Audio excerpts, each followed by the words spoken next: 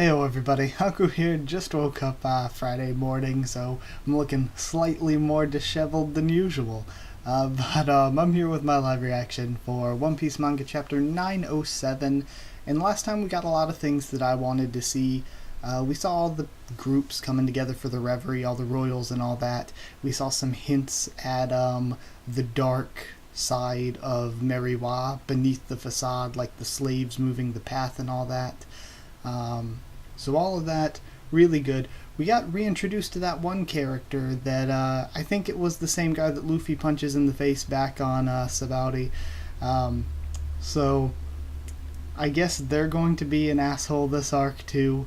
But we know that the revolutionaries are there. It looked 2 chapters ago like they were just attacking, but I guess not. I guess they're infiltrating, which means they could be spying on the reverie, or they could attack it.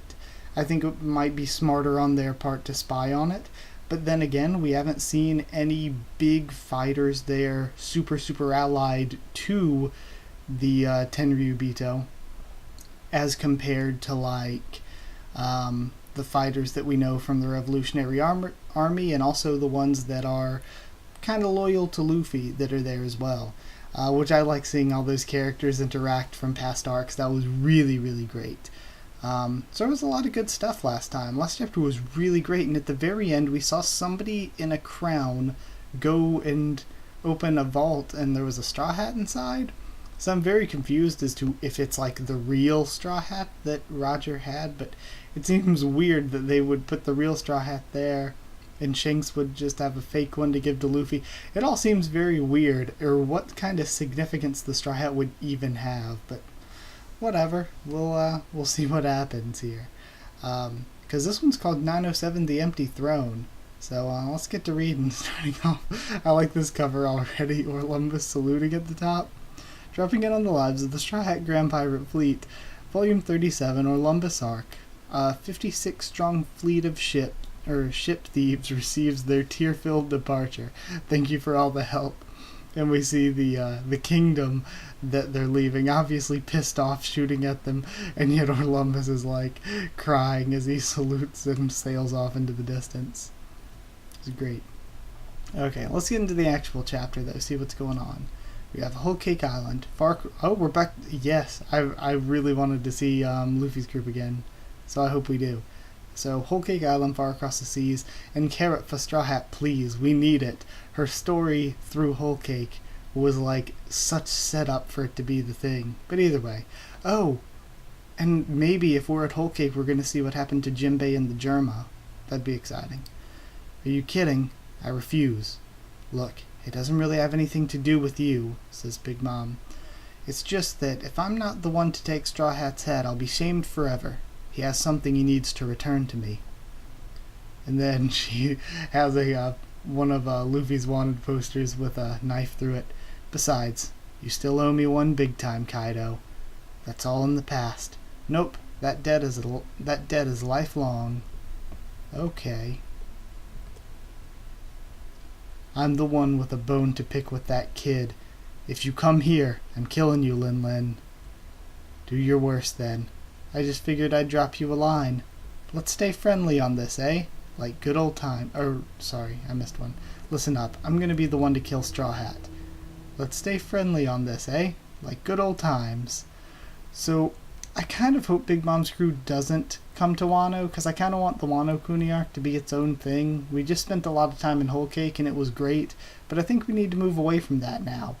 I would be totally cool with, and actually really like though, if they fought Kaido and they finally do all this work and beat Kaido, and then after all that work they put in to beat him, then Big Mom's crew shows up and they have to fight them immediately afterward. That would be really cool though. I just don't want them to be fighting at the same time and all that. Just because I feel like we've already seen all of Big Mom's crew a lot recently. But now we're at Marine HQ. Big Mom's on the move. She's going to make contact with Kaido. Their signal is completely unencrypted. It's almost too easy for us to tap into, which means they're probably saying come and stop us if you can, right? And that, I forget his name, it was like Momo something, right? Like Momotaro or Momonga or something?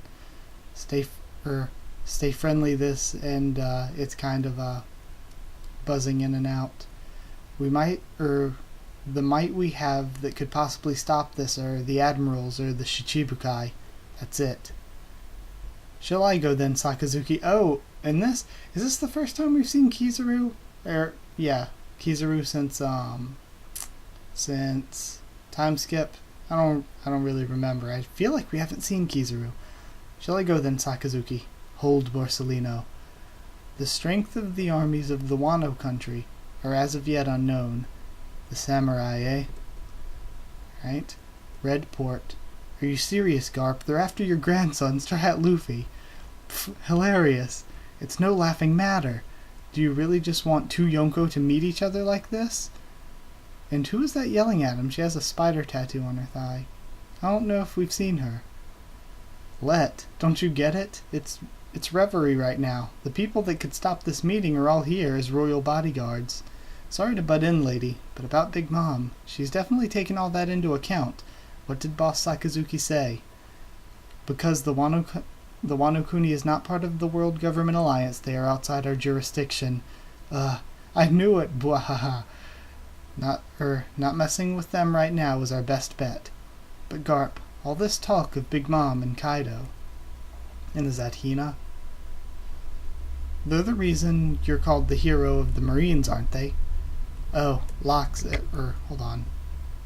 I think I missed something there. Let's talk of Big Mom and Kaido. There's a reason you're called the hero of the Marines, aren't they?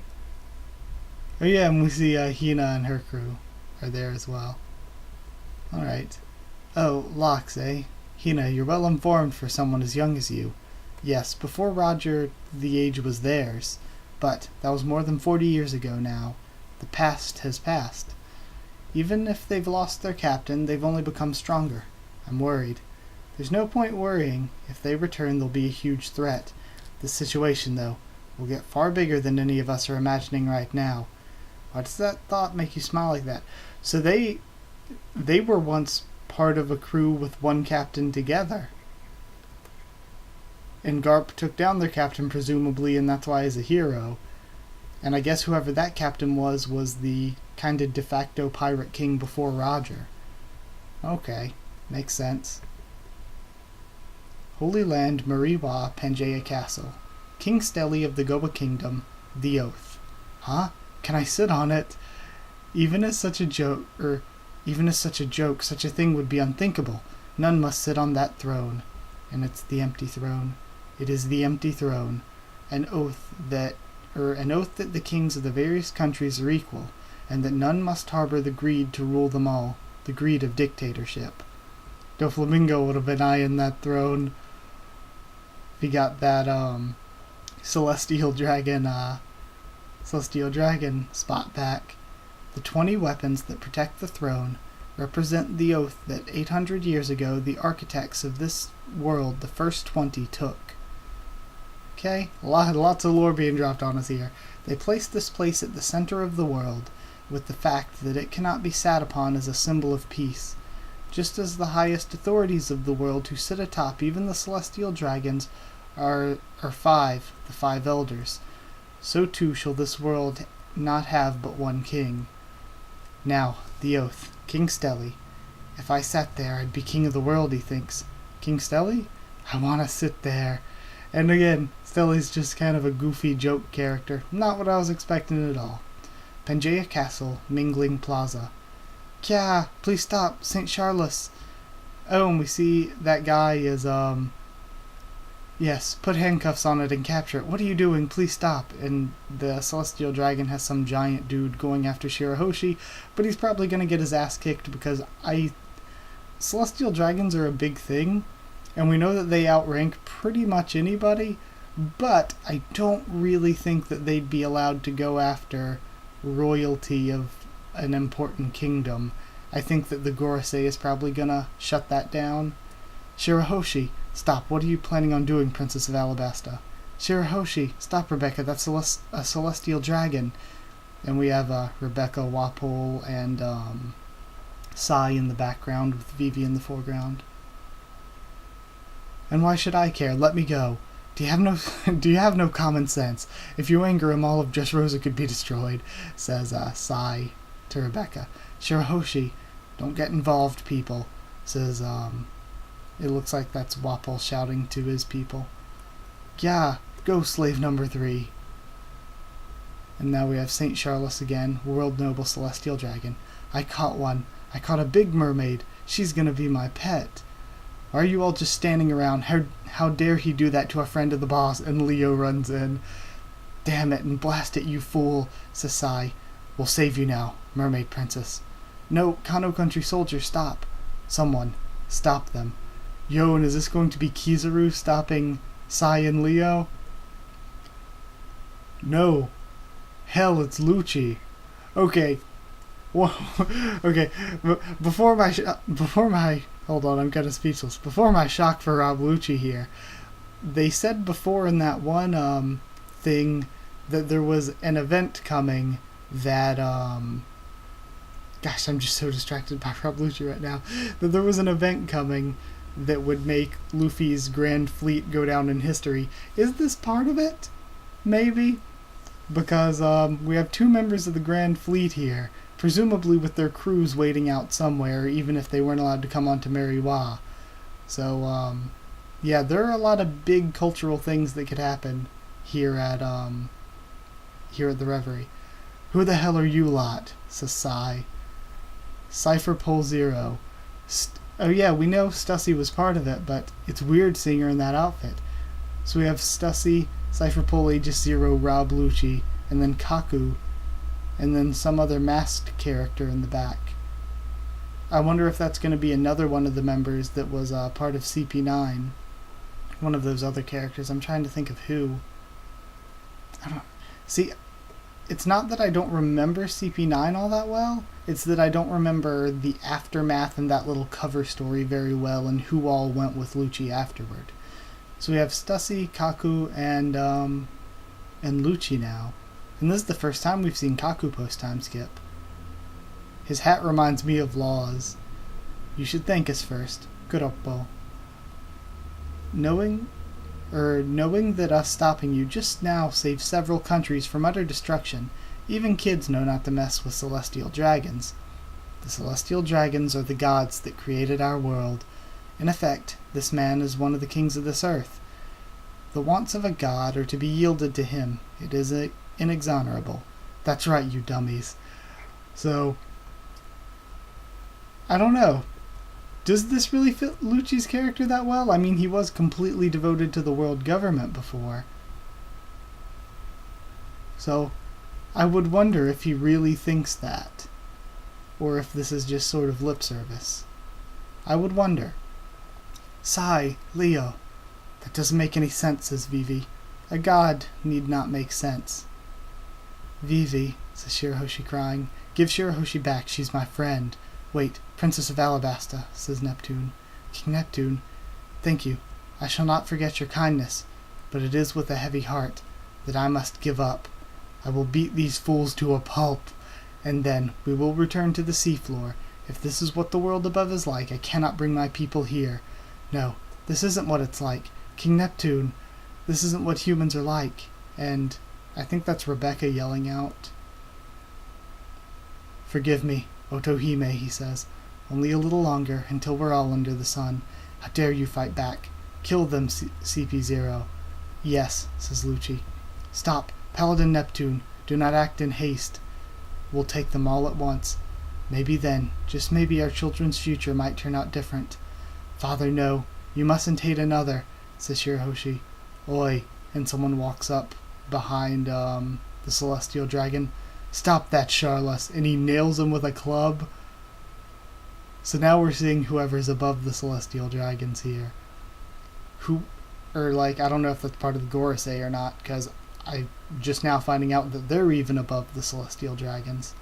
Who was that? Someone just punched the celestial dragon. None of this has anything to do with me. I wasn't involved, you hippos. I'm so sorry. As a celestial dragon myself, I'm so embarrassed. Please forgive me. Celestial dragon and Waffle's reaction face. Let go of that princess, you lunks. Everyone, please, Accept my apology. A witless fool has polluted the mingling plaza with fear, and we see Charles's face busted in. I do not think you remember me, Neptune, but I owe a great debt to the Ryugu kingdom. I have waited long for this day, the day that you all come here. Could you be... 10 years ago, someone washed up on the shores of the Ryugu kingdom. A foolish celestial dragon. Me. Save my life, you idiots. The late Queen Otohime scolded and reformed me. She made me into a human. World Noble Celestial Dragon, Saint Don Quixote Miasgard. So this is Doflamingo's ancestor or relative. I want to support you with everything I have. Holy hell. Inside Pangaea Castle, Chambers of Authority. So much world building in just a few chapters, my brain can't even process all this. I might need to make a second discussion video at some point, just to get all my thoughts out, because there's no way I can cover everything in just the reaction. I am just trying to process all of this. Holy shit. Inside Pangaea Castle, Chambers of Authority. What is it you want that prompted you to come all the way here? It is reverie. Given who you are, these politics are not for you. But, given who you are, we will give you the time of day. I see. Thank you. And we see the Goro say, We shall hear you out. Leave us, soldiers. Roger. I wish to talk about a certain pirate. Why is he here? So, again, that's Shanks, unless I'm incredibly mistaken. I'm just so confused. We have so much going on. What in the hell? I'm